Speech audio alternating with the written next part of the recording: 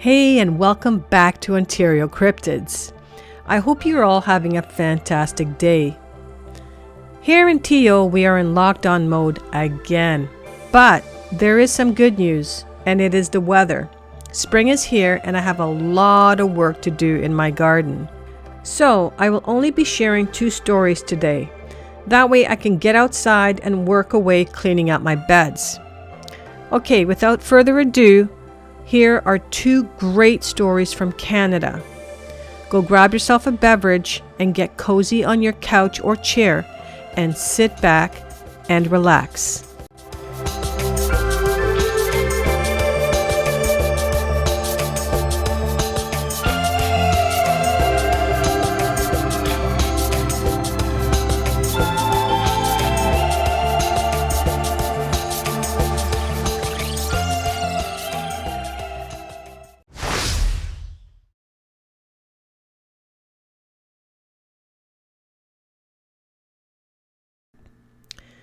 All right, this first story takes place in July of 1995. The nearest town is Sylvania, Tisdale, and it takes place in the province of Saskatchewan, Canada. I think this is the first story I've ever read from Saskatchewan. Anyways, why don't we get right into it? In 1995, some friends and I were driving home from Barrier Lake in Saskatchewan. There are many lakes and thick pine forest in that area, and the rest is farmland. Anyways, we were coming home past midnight and it was pitch black and raining with thunder and lightning. I was sitting in the middle of the back seat looking in front on the passenger side, watching the ditch for deer that might run in front of us. There was a flash of lightning that lit up the sky, and I saw what looked like a person running through the field, cross the ditch on the road in front of us, crosses to the other side, and disappears in the tree line that was on the driver's side. By then the lightning flash was done, and I couldn't see anything on the other side anymore with the darkness and the rain. I would say that the lightning lit the sky up in a series of flashes that lasted maybe 6 seconds.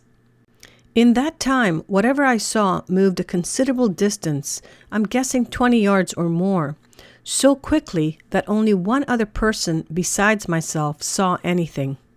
The only other person to see it was the person who was in front on the passenger side, who was also looking into the ditch spotting for deer. The ditches are shallow and not very wide along the fields, so when I saw it, the thing was coming out of the field and crossed the ditch and road to the other side right in front of us.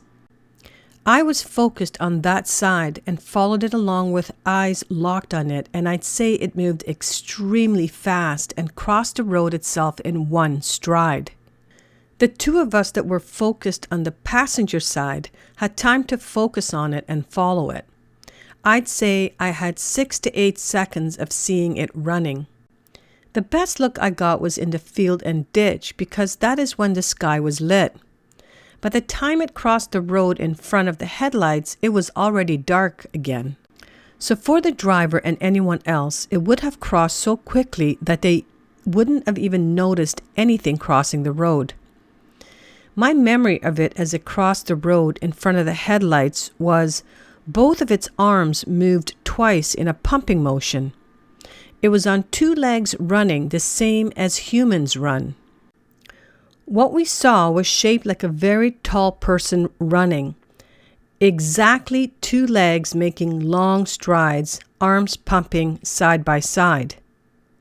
The really unsettling thing to me was that it had the form of a man, but it was not a man. What I saw was black, a type of black darker than anything I have seen before or since. There was no shine to it. You could not make out any features even when the headlights hit it.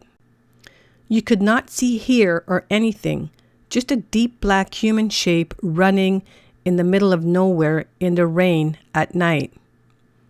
The first person to comment about it was the person in front who got excited and said that someone just ran in front of the vehicle. The immediate response since we were far from any town or farms, was, it might have just been a deer. She responded, no, it was black, and was adamant that it was black and it was someone. This is my feeling also. A few yards ahead on the driver's side where the thing crossed the road was an old gravesite. So naturally, being teenagers, the others started making jokes saying that we just saw a ghost. I hadn't spoken up about what I saw yet because I was in shock and kind of spooked. Coming up onto the gravesite right after didn't help either. LOL. I spoke with her later about it, and we saw exactly the same thing. We both believe we saw a person that was pitch black in form. We actually did come to the conclusion that we had seen some sort of spirit. Until I was reading stories and descriptions of Bigfoot, and then I thought maybe what I saw was a lot like what people are describing as Bigfoot. I guess that makes more sense than a ghost, right? I do know I saw something that gave me an eerie feeling that I still carry with me all these years later thinking about it. Bigfoot, ghost, whatever we saw was not a human, but it appeared like one in form. I know most will probably think it was an animal like a deer or a bear that we saw.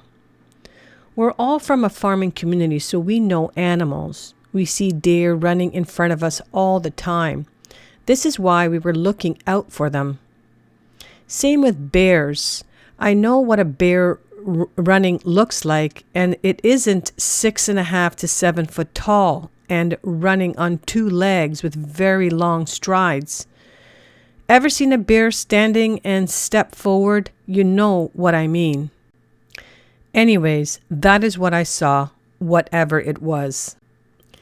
Interesting story. The one thing that caught my attention was the fact that the color was black, and even when the headlight hit the creature, there was no shine on the hair, which I thought was kind of unusual. If it was raining and thunder and lightning, and your headlight hits something that has hair, you're going to see that shimmer, that the light hitting the water on the hair of the animal. Anyways, very interesting story. It was most likely a Bigfoot, but who knows? Maybe it was a ghost. All right, let's get on to the last story of the day.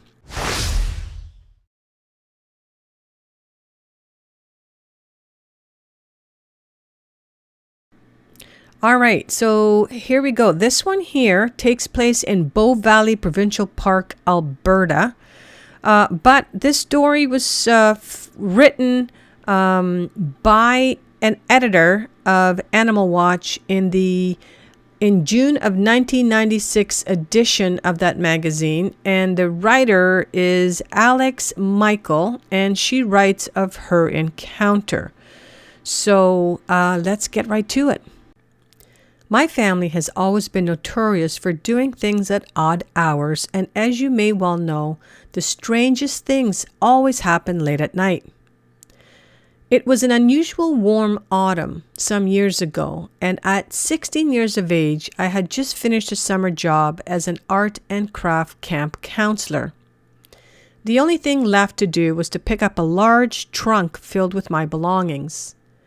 Unable to fit such a large trunk inside of my VW Beetle I had just purchased a few weeks before, my mother was volunteered to transport it from the mountains back to the city in the larger of the family vehicles.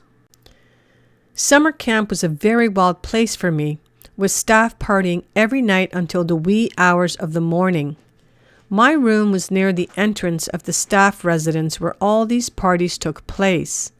By late July, sleep-deprived party wimps like me were weeded out, so I built a single mattress-sized platform in the woods and then covered it with polyplastic. It was a 15-minute walk through dense forest to get there from the residence or the road.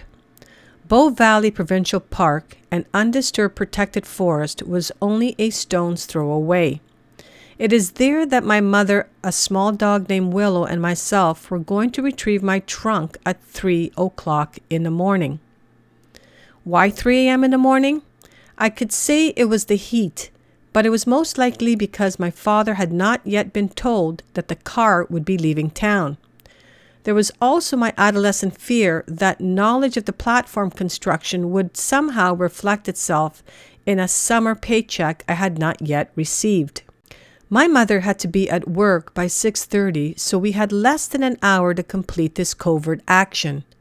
As we approached the highway turnoff, a sliver of the moon cast a glowing border around southwestern Alberta's Mount Yamanushka. Driving several miles along the gravel road, the camp looked deserted. Summer staff had cleared out several weeks before, and a handful of permanent staff were either taking days off in the city or asleep in cabins several miles from the summer campsite. Angling off on the side of the road, my mother left the headlights on, pointing into the trees. There was some discussion about taking a 20-pound dog named Willow for protection. However, Willow's track record for wandering off severely threatened a successful completion of the mission. Plus, very unattractively, the dog named Willow refused to get out of the car and was now partially hidden under the driver's seat. The car headlights were no value after the first few seconds of meandering through the forest. We had a flashlight, but I was having difficulty remembering the exact location. The 50-minute walk turned into a 30-minute skin-scraping bushwhack, but finally we arrived at the isolated platform, even though the flashlight batteries were now dead. I assured my mother all that needed to be done was to take down the polyplastic rain cover and carry back a mattress and the trunk. It should only take 2 trips. She was noticeably silent as we began working in the darkness. My mother began untying strings securing the poly to the ground, and I was kneeling on top of the 4-foot-high platform. Stretching up to reach some tangled binding twines, knots tied to the tree, a pungent smell suddenly flooded the air. My eyes moved from the knots to the tall length of plastic. There, distorted through the semi-transparent poly, was a huge shadow only about 7 feet away. With the 4-foot platform and me kneeling on top, the creature was easily at eye level. A split second later, there was an incredible loud screaming roar. Although I know of nothing to describe it, the sound was like a peacock scream, a bear growl, and a lion's roar, all somehow combined. I can't tell you if I screamed. I can't tell you how much of anything other than my eyes continued to peer through the plastic at this massive shadow. My 5'3" tall mother had somehow leaped into the air and was now up on the platform beside me. Whatever it was finally turned and walked slowly away on its long hind feet. We continued watching as each heavy step could be heard making contact with the ground. There was no visible ears, just a sparse mohawk-like fringe sprouting up from the tapering top of the creature's head. From behind, the upper body appeared massive. It continued to walk upright until disappearing into the trees. We stayed on top of the platform motionless for some time after. Then finally, I started ripping down the plastic. I have no idea what my mother did during the next 40 or 50 seconds, but my next memory was power walking through the forest, balancing a single mattress on top of my head with one hand and carrying the handle of the trunk in the other. I assumed my mother was holding up the other end of the trunk. With Willow still underneath the driver's seat, it was a very quiet drive home. Late at night, they say that your mind can play tricks on you, but I am so certain. Brown bears had been in the area that summer, but I have never seen a bear walk upright that smoothly or for that long of a time? Or could it have been a very large, long-furred man standing over 7 feet in height? I say a man because intuition tells me that the creature was a male. Could it have been a Sasquatch that night? I will never really know for sure, but I can bet you that I will keep telling the story as if it were. Well, that was another great story. I'm wondering if the dog kind of sensed that the Sasquatch was around in the first place, and that's why I didn't want to leave the car. But in any case, wow, that is one story. I can't imagine being that close to a Sasquatch. 7 feet away? Wow, that is just incredible. In any case, guys, that is going to be the end of the storytelling for today. If these stories reminded you of an incident that you would like to share, then please go ahead and forward your stories to OntarioCyrptids@gmail.com. I would be honored to share your story on this channel. This might even be a therapeutic experience for you to finally get it off your chest. Thank you all for listening until the end. I truly appreciate it. Please hit the like button on your way out and subscribe to my channel if you are new. Now, this looks like it's going to be a fantastic weekend. So, like I stated before, I have a lot of work to do in my backyard, so off I go. Thank you so much for allowing me to only tell 2 stories today, but I think you guys will truly enjoy both of these. Anyways, have a fantastic Sunday, and we will see you all next week.